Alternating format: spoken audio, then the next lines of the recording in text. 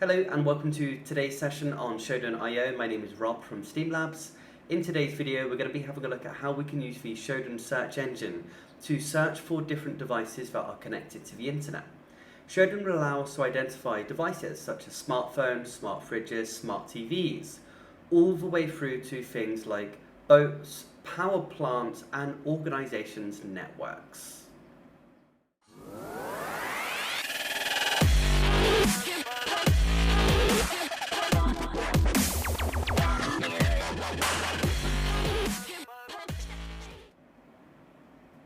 To begin today's session, if you want access to the slides which I'm using in today's video, do obviously leave a comment underneath our video and visit our website and check out our ethical hacking programs if you have any questions.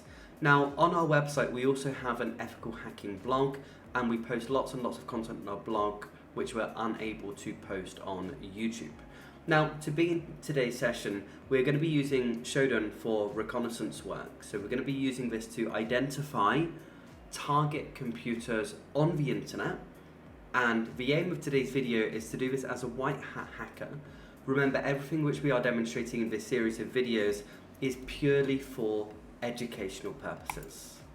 Now, to begin with today, I'm going to skip over these first few points and come back to them, because Shodan IO is really famous from the Mr. Robot series, which was launched a few years ago. So big shout out to USA Networks here for allowing people online to use this clip. And here you'll be able to see how they use Shodan IO as a genuine tool to search for an organization and identify vulnerable devices on that organization's network. In this example, the organization is Evil Corp. But as an ethical hacker and as a white hat hacker, if you are hired to conduct a vulnerability assessment within an organization, one of the tools which you can use is Shodan IO. I'm going to be demonstrating this in today's video, but to start with, I'm going to go back and have a look at these points with you. So firstly, when you open up shodan.io, this is the page which you're going to be taken to. And you'll be able to see that it says it's the search engine for the internet of everything. So literally we can uncover any device which is connected to the internet, and we can identify if there are vulnerabilities on that device or on an organization's network. So what are we using Shodan IO for? Now, for this part of the series of videos which I'm recording, we're using it for information gathering. And this is one of the tools which you're going to use when you go into an organization and you're trying to identify vulnerabilities within a network. Types of devices that we can target. We can literally target anything which is connected to the internet. That's from access points, cameras, printers, monitoring systems, traffic signals, and even boats. And once we've identified the different systems that exist within an organization's network, if there isn't a vulnerability, what we can do is we can try to learn about the different devices that are connected to their network, and then we can launch a social engineering attack to then try to penetrate their system. Now, there are two different versions of Shodan that I'm using today. The standard Shodan IO, which you can see I have open here, but I'm also using the beta version as well, because this has more advanced search filters which I'm actually able to apply. Now, if you want to get access to this version, obviously you just type in beta.shodan.io/search/filters.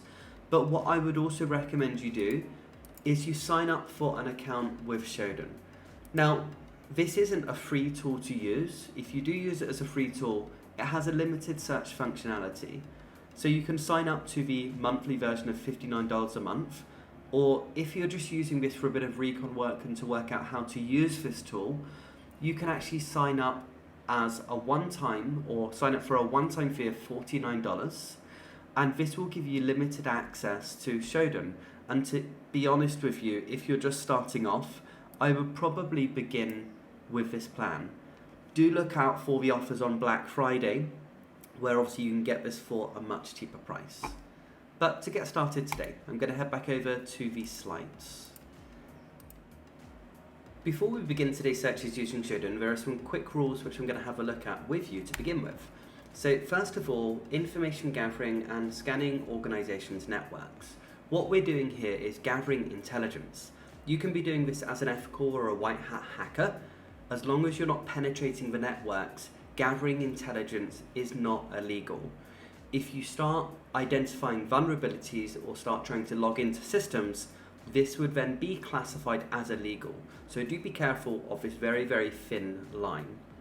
Now, what we're going to be having a look at here is vulnerabilities which we find today, and what I'm not going to do is share these vulnerabilities with you in this video, so I will be redacting some of this information.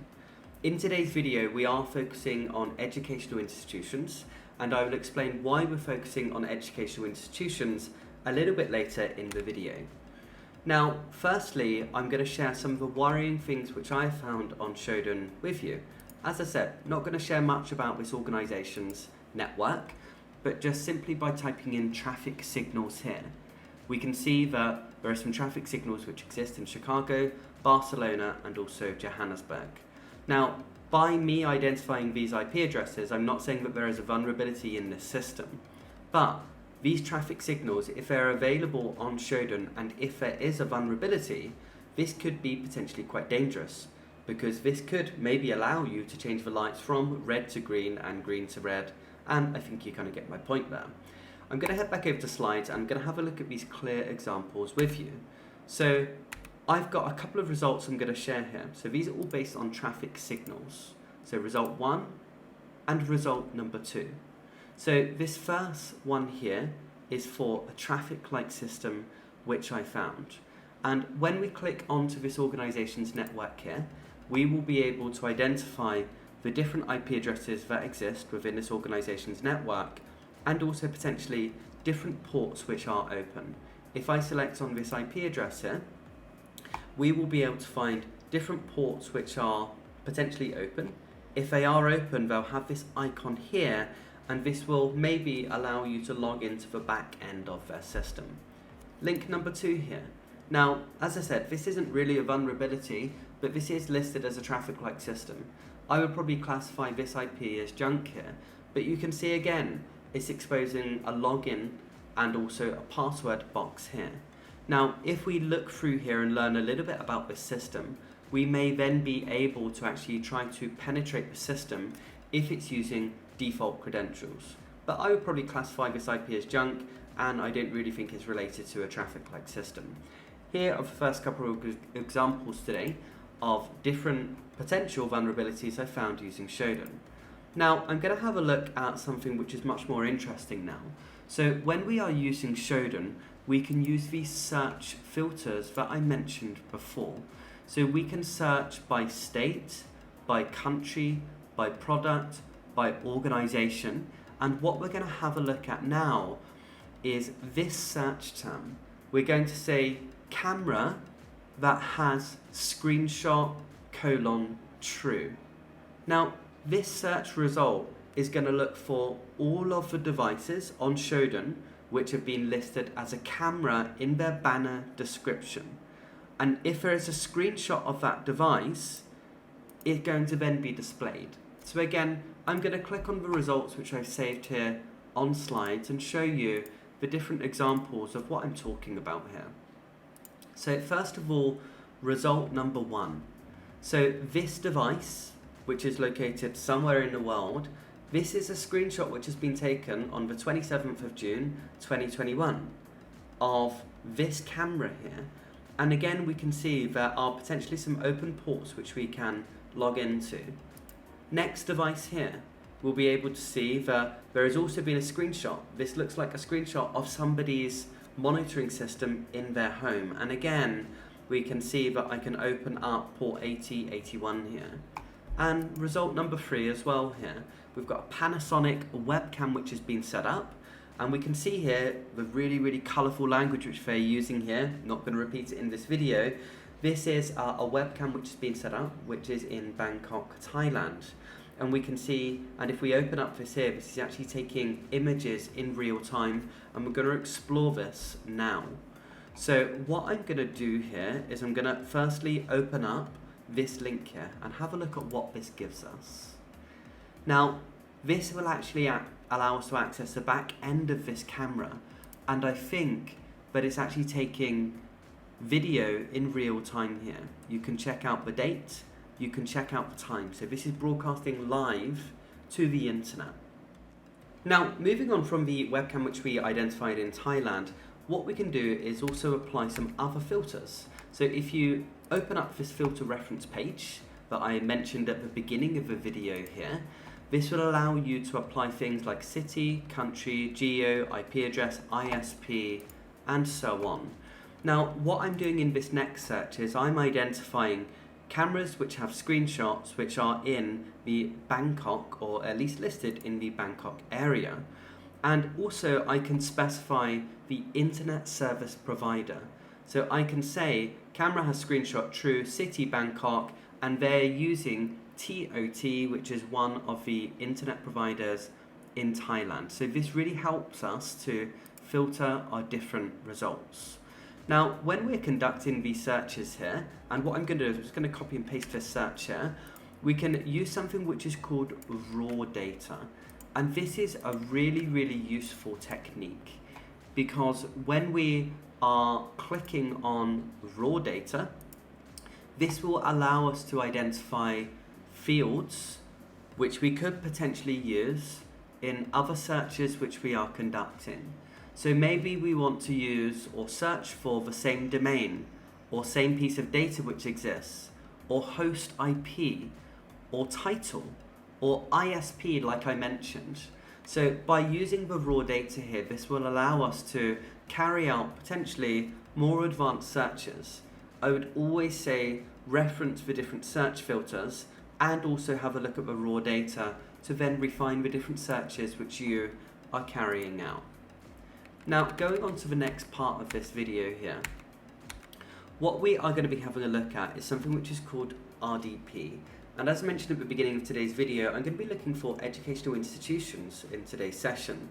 Now, RDP is remote desktop. So remote desktop protocol for Windows-based machines uses port 3389. Now, what we can actually use Shodan for is to look for screenshots that have been taken on RDP, or the remote desktop protocol. So that's basically a screenshot of somebody's system, which is potentially quite scary here. So rather than saying camera now, what we're going to search for has screenshot. And what I'm going to do here is I'm going to copy and paste this again into Shodan over here. Now, this is going to allow me to identify all of the different devices in Thailand where RDP is enabled. So if you are an IT administrator and you're seeing your IP up here, remember I'm not unveiling any information at the moment. These are all of the machines which are available, the admin details which are potentially available. RDP is open, and this could mean a black hat hacker, or white hat, or grey, or red. They could potentially try to log into these systems remotely. So that's some scary information which we're really trying to avoid sharing with people online. Now I'm going to click on these different results here. So result 1, result 2, and result 3 are going to identify different systems which I have found online where RDP is enabled and where we can actually log into the back end of this system. And you might be able to also find default credentials which have been collected by Shodan here. Now, if somebody's trying to access these systems remotely right now, and if they're using default credentials, we can learn lots about the different systems which we can see here, the vulnerabilities that exist, and how we could maybe access this system remotely. Now, if you are a white hat hacker and you've gone into an organization to carry out a cyber vulnerability assessment, if you've done an organization search, you've identified that an organization is on here, you would be looking to see if people could actually penetrate the system, and you'll be looking at ways to stop this from happening. Now, heading back over to slides, and if you have any questions about the different concepts we're using here, do obviously let me know. Now, the next thing I'm going to be looking at here is how we can search for organizations. So, conducting an organization search. Now, as I said, we're focusing on educational institutions here, and more specifically schools. So by typing in org:, and the name of an organization. This will allow us to see if your employer or the company you work for is listed on Shodan, and if there are potentially, and I always say potentially, right, any vulnerable devices. And the reason why I'm focusing on education in today's video is because education is the #1 target for hackers currently. And I've pulled this from Microsoft. So if you click on the link here, and I'll leave this underneath the video. So this is currently the global threat scale from Microsoft. And we can see here that education is still the #1 target for hackers.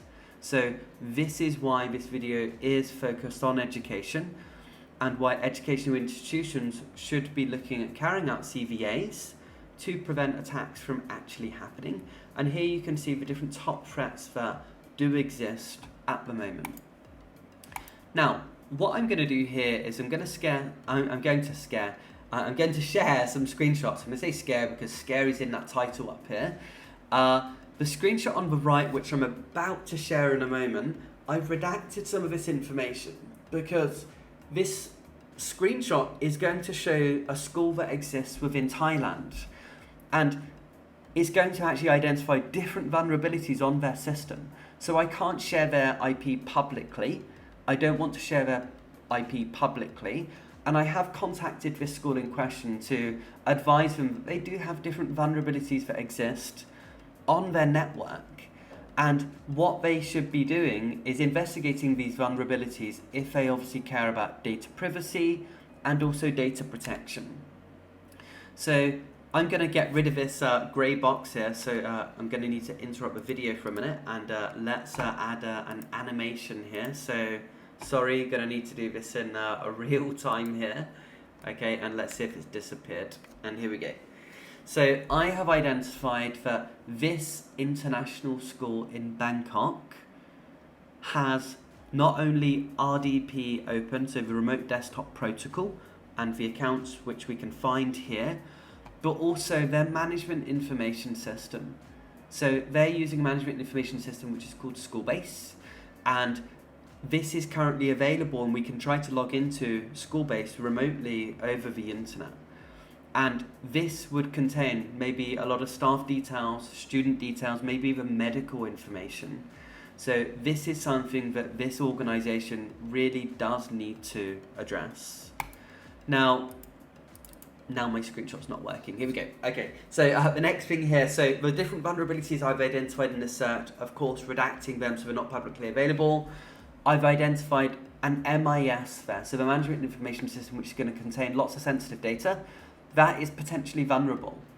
I've identified the Windows server which they're running. The Windows server is got the RDP port open, which allows us to use remote desktop protocol.